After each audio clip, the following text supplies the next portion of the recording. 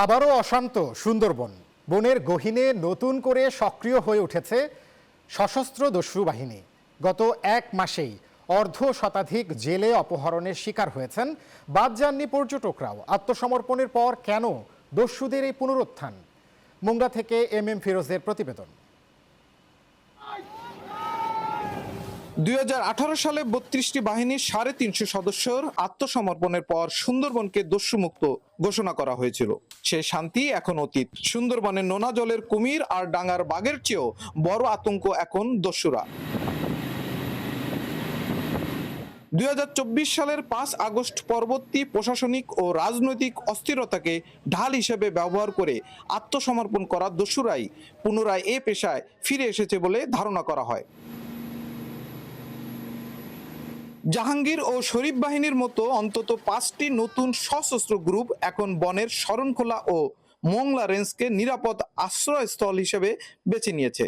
তাদের কাছে জিম্মি হয়ে আছে হাজারো বনজীবীর জীবন জীবিকা।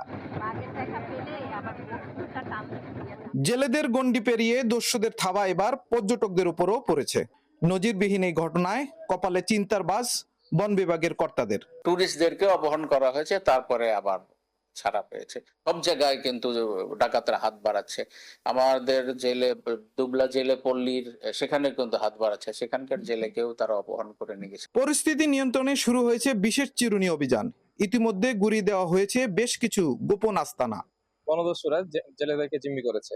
দস্যু নির্মূল করার আগ পর্যন্ত এই অভিযান চলমান থাকবে ইনশাআল্লাহ। দস্যুতা দমনে বিন্দুমাত্র ছাড় না দেওয়ার হুঁশিয়ারি দিয়ে সুন্দরবনকে সুরক্ষিত করার প্রতিশ্রুতি দিচ্ছে সরকার। সরকারের পক্ষে এইগুলোকে আর এন্টারটেইন করা সম্ভব না।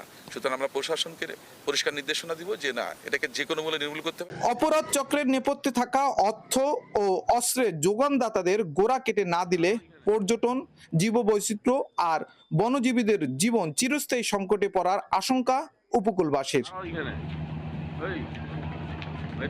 M Firoz, channel 9, Mongla.